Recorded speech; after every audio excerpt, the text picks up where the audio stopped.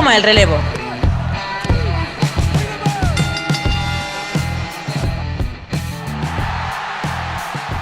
Bienvenidos un día más a Hot Tag, Santiago Tomás y hoy traemos algo nuevo, algo novedoso, y es que voy a estar yo solo, sí, pero tenemos una nueva sección, recomendada por nuestro amigo Álvaro, al cual os agradecemos mucho. Nos comentó que hiciéramos una serie de What If. Para el que no sepa qué es el What If o el efecto mariposa, es un evento concreto dentro del mundo del wrestling, bueno, dentro de cualquier mundo, que afecta de forma definitiva a cómo conocemos la actualidad. Estos efectos mariposa se pueden hacer con prácticamente cualquier cosa, se suelen hacer además con casos muy concretos que permiten hilvanar, con cosas luego súper locas, llevarnos a un futuro alternativo. Y hoy vamos a intentar eso.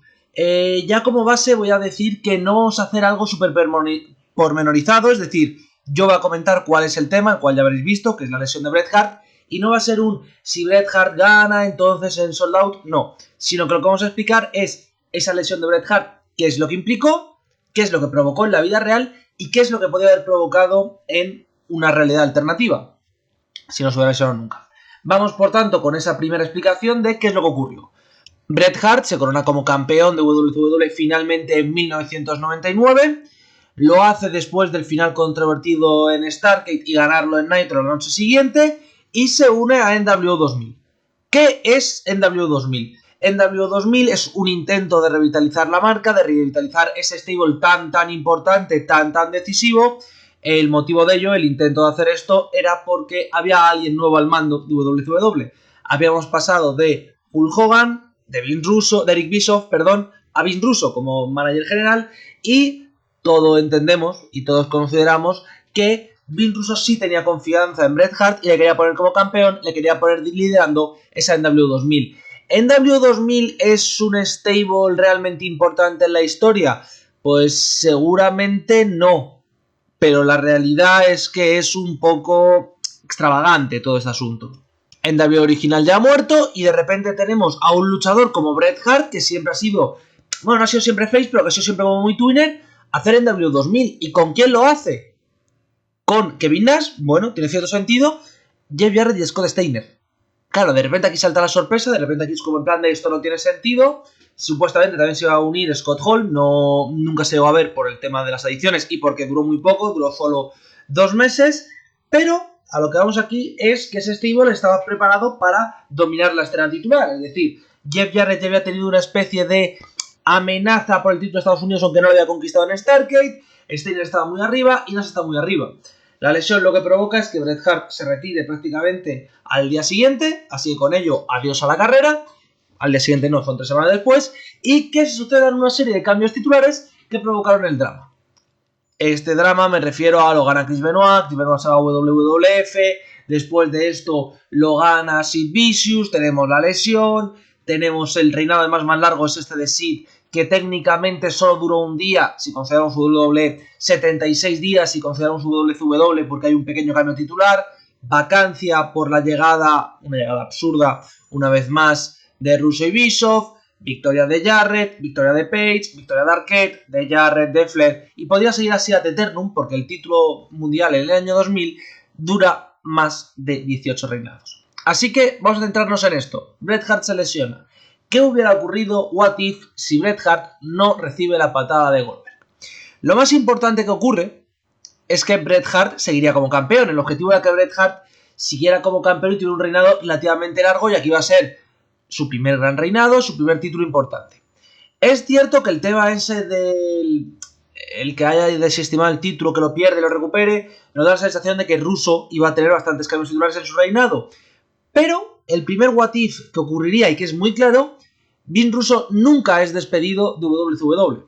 Recordemos que lo que ocurre aquí es que Bret Hart se lesiona y de repente llega nuestro amigo Russo y dice, bueno, como Bret está lesionado, mi objetivo es poner como campeón a Tank Abbott. Esta decisión es tan controvertida, tan dudosa, que la empresa se lo carga porque el resto del comité de booking no estaba dispuesto a ello.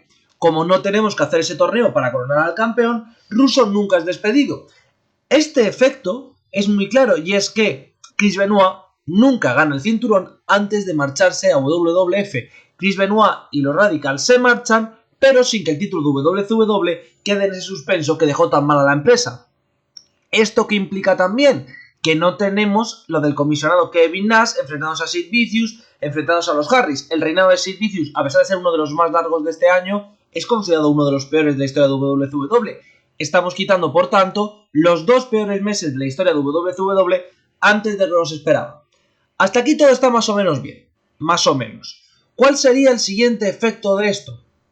Hogan. Y algunos se preguntarán, ¿cómo que Hogan?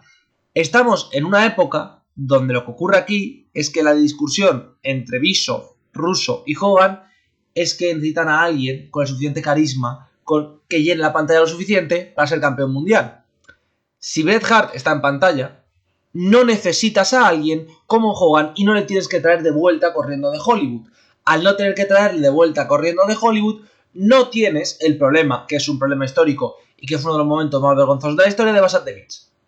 Evidentemente estáis dándoos cuenta de que en este What If, si Hart no se lesiona, estamos eliminando a David Arquette como campeón y sobre todo estamos eliminando algo muy importante en la historia y es algo de lo cual se habla poco. ¿A qué me refiero? Jeff Jarrett no es 6 veces campeón del mundo. ¿Cómo? Sí, Jeff Jarrett no es 6 veces campeón del mundo porque recordemos que su primer reinado viene en abril. Bueno, vale, todavía tiene sentido. Pero ¿cómo viene ese primer reinado? Porque ocurre algo que todos flipamos, que es que Vince Russo y Eric Bischoff llegan, después de haber sido despedidos los dos, y hacen un reboot. Si Russo no es despedido en enero, y no lo es porque Bret Hart no ha provocado que Tan Abbott sea el nuevo campeón, el título que supuestamente iba a quedar vacante, no queda vacante. Jarrett no tiene esa oportunidad de titular porque está en el mismo stable que Bret Hart. Entonces estamos eliminando también esa oportunidad. Aviso que a partir de aquí es todo lógico, pero seguimos. ¿Cuál es el problema? Estamos hablando del año 2000, es cierto que la unión a All Time Warner se está uniendo igualmente, se va a producirse igual en esta realidad alternativa y que va a perder mucho poder nuestro amigo Ted Turner. Hasta aquí todo lógico. Pero la realidad es que uno de los problemas que tienen audiencias WWE es que a partir de estos shows, a partir de la lesión de Bret Hart, llega lo de Hogan, llega el stable que va en contra de las grandes estrellas y leyendas, va Devon Torbón en el main event porque claro es el miembro de Kiss, llega David Arquette, shows que iban poco a poco minando cada vez más la popularidad. Nunca llegamos a ese punto. Sí, Russo es muy malo, pero Russo teniendo un campeón más o menos estable, un campeón más o menos decente, no hubiera tenido esta locura. ¿Hubiera sido despedido de Russo? Estoy prácticamente convencido de que sí. ¿Russo hubiera llegado a Spring Stampede? Estoy convencido de que sí. Así que Jeff Jarrett se queda sin al menos 2 de sus 6 títulos mundiales. Hasta aquí ya, bueno, son 4 en WCW, más lo de NWA, etcétera, etcétera. Hasta aquí todo está bien. Le hemos quitado los reinados a Jeff Jarrett. Vale, bien. ¿Pero qué hubiera implicado todo esto? Entramos ya en el mundo de what ifs enormes que van a ser un poco locura. Nunca hay Bash at the Beach drama. Por tanto, nunca hay Hulk Hogan marchándose de la empresa con una denuncia provocando una deuda millonaria en WCW. Por tanto, a pesar de que All Time Warner encuentra que es un problema WCW, no está tan dispuesta a quitarla de la programación porque sus audiencias siguen siendo más o menos decentes. Ese que sus audiencias sean más o menos decentes implica que no es Vince McMahon ahora quien compra el producto, es Eric Bischoff. ¿Cómo? Sí, aquí yo entiendo que Eric Bischoff sí hubiera acabado fuera por todo el tema de All Time Warner y finalmente se queda con el slot televisivo de Nitro, pero ahora la empresa es propiedad de Bischoff. ¿Y qué es lo que ocurre? Que lo primero que ocurre es que mientras que Ring of Honor sí que existe, porque Ring of Honor sale de las cenizas de ECW, la empresa que nunca hubiera existido si Bret Hart no se lesiona es TNA. Porque si Bret Hart no se lesiona, Jeff Jarrett está en la Permit Card toda su carrera, es posible que haya sido campeón mundial, pero sobre todo sigue teniendo contrato. Sigue teniendo contrato y WWE sigue a nivel televisivo. Por tanto, sí es posible que surjan indies interesadas en ocupar el puesto de ECW, interesadas en un poco en crear un ambiente nuevo, pero no hay empresas interesadas en firmar una especie de segunda grande de Sports Entertainment. Evidentemente Russo tampoco está fuera, evidentemente Jarrett tampoco está fuera y evidentemente no existe The Invasion. ¿Pero qué es lo que ocurre con las grandes estrellas de WWE? ¿Se mantienen? Pues muchas sí. Bret Hart seguramente se hubiera mantenido peleando, es muy posible que Kevin Nash también, que Hulk Hogan también, y aquí llegamos al punto incómodo. ¿Hubiera sido en algún momento de su carrera Booker T campeón mundial? Yo creo que sí, por cómo estaba siendo buqueado, y yo creo que Booker T pertenece, se mantiene en WWE. El problema es que no consigue ya 4 títulos, consigue 1. Con esto en mente, tenemos que Booker T ha sido una vez campeón. Tenemos que el reinado, el booking de Russo sigue siendo inconsistente, como mínimo. Pero no tenemos los problemas de abril, no tenemos el reboot completo, no tenemos la pérdida total de títulos, no tenemos la pérdida total de lineaje. Y eso nos lleva a un escenario donde en 2002 existe WCW. Pero hay un ripple effect aún más grande, un efecto mariposa aún más grande y que poca gente se ha dado cuenta. Mucha gente habla de la X-Division. La X-Division es la hostia, la X-Division super guay, el X-Skipper, etcétera, etcétera. La X-Division, si todo se hubiera mantenido igual, hubiera seguido existiendo en WCW con una pequeña variante y una pequeña variante que a mí me interesa mucho. ¿Sabéis cuál es esa variante? Que en vez de tener un título crucero único, tendríamos lo que existió solo 2 semanas porque la empresa quebró, un título crucero por parejas. Hubiera sido un desarrollo bastante amplio de eso, hubiera permitido una gran ayuda, pero hubiera provocado otro efecto. WWF no hubiera tenido el roster con más talento de la historia.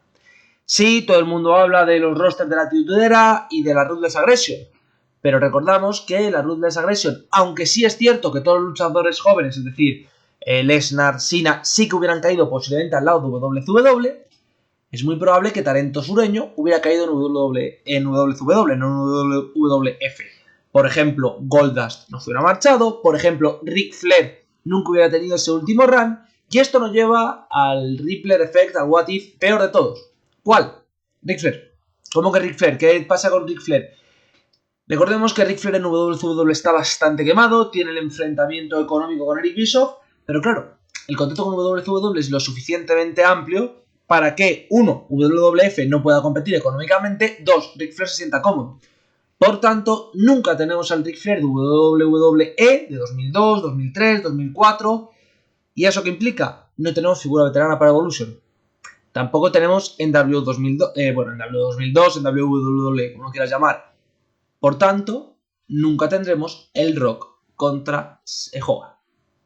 No, pero Tom, correcto. Es decir, si Bret Hart no se lesiona, que esto puede parecer absurdo, pero los WrestleMania de los 5 siguientes años y algo similar ocurre con todas las empresas del mundo, cambian. Y es que lo de TNA puede parecer loco, puede parecer absurdo, pero vayamos a los hechos para que yo haya hecho este comentario. El primero de ellos y el más obvio es Vince Russo no falla en enero del 2000 de WCW. Por tanto, al no falir no hay reboot.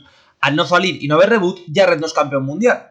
Uno de los motivos por los que Jarrett es capaz de montar una empresa, es cierto que con mucho dinero por parte de su padre, es como 4 veces campeón mundial de WCW, que te da cierto prestigio, a pesar de todo lo que ocurrió.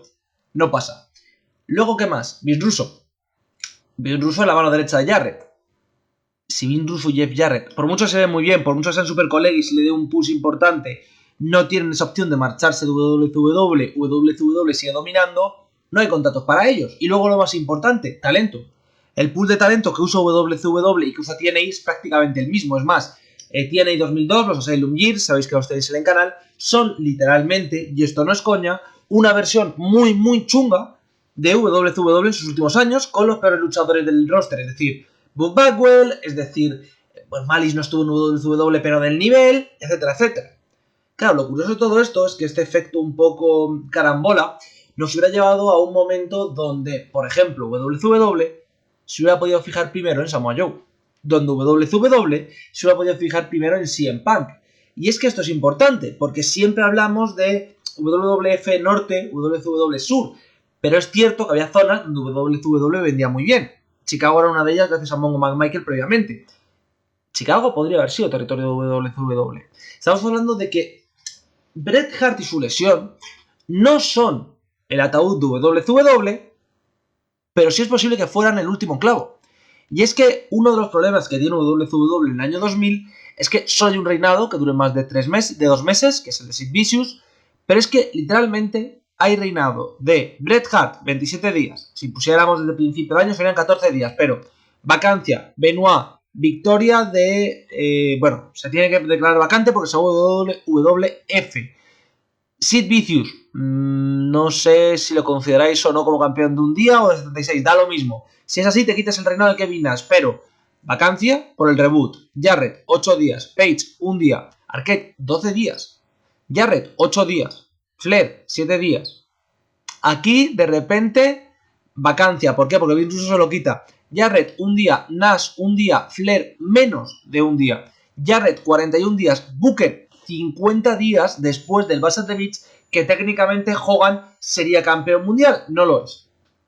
Tras ello, Nash 20 días, Booker 8, Russo 7, Booker 55. Y aquí ya tenemos los dos reinados largos, que son el de Steiner y finalmente el reinado de Booker, que sirve para cerrar la empresa. Pero estoy viendo el patrón. Sin Bret Hart no hay un líder establecido, además tenemos todo el drama Russo-Bischoff, tenemos el drama Hogan. De repente la lesión de Bret Hart lo que hace es que todos los problemas que tenía la empresa y que evidentemente la hacían ser mucho más lenta, se transforman en problemas que surgen ya. En problemas que saltan todos a la vez y todos sin ningún viso de solución. Por ejemplo, ¿cuál sería un problema que tenía fácil solución?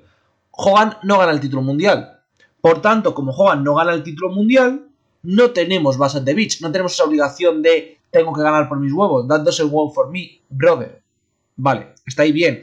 ¿Qué más tenemos? The New Broad no existe. ¿Y por qué no existe? Porque New Broad es, te separan, vuelves y quieres hacer eso. El objetivo primigenio era hacer una NWO 2000 súper estable que se enfrentara a Booker T, a DDP, que sean como las grandes estrellas faces.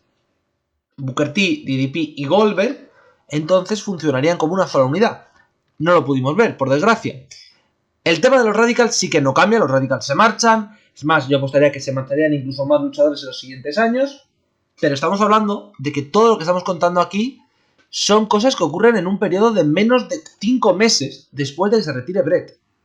Menos de 5 meses. Eso implica que si en esos 5 meses cambia todo lo que hubiera cambiado, no hay una explosión de un año de WCW. A lo mejor tardan 3, a lo mejor tarda 4, a lo mejor pierde esa posición predominante de segunda empresa, pero sigue quedándose como algo importante. Y eso provoca un problema más. Y es que recordemos que WWE hace uno de sus peores saltos de la historia en 2002, cuando se marcha UPN con SmackDown. Es posible que ese cambio lo hubiera tenido que hacer igual, es más, es bastante probable que hubiera hecho el mismo cambio. Ahí sí hubiera tenido presión económica, es decir, esto no se sabe, pero uno de los peores momentos económicos de la historia de WWE es del 2002 al 2005, donde es cierto que no te gastas mucho en luchadores, lo cual está bien, pero tienes ese problema de que el ingreso televisivo ha bajado mucho. Si el ingreso televisivo baja mucho y encima tienes WCW, hay un problema. Y ahora voy con el punto con el que quería cerrar, que es un punto muy cabrón, porque es un punto que va a provocar polémica y que a mucha gente va a decir que es el mejor del What If. Para mí no. Stone Cold Steve Austin nunca pasa a ser heel. Y alguno dirá, vaya gilipollez acabas de decir, eso no importa. Sí, sí importa. ¿Por qué Stone Cold Steve Austin puede permitirse ser heel a partir de la semana 17? WWF no tiene competencia, su principal estrella puede pasar a ser negativa, a ser heel, sin que haya una pérdida suficiente de ingresos o de interés para perder la televisión. Si Stone Cold Steve Austin hace ese turn heel, en el 2000, hay un problema.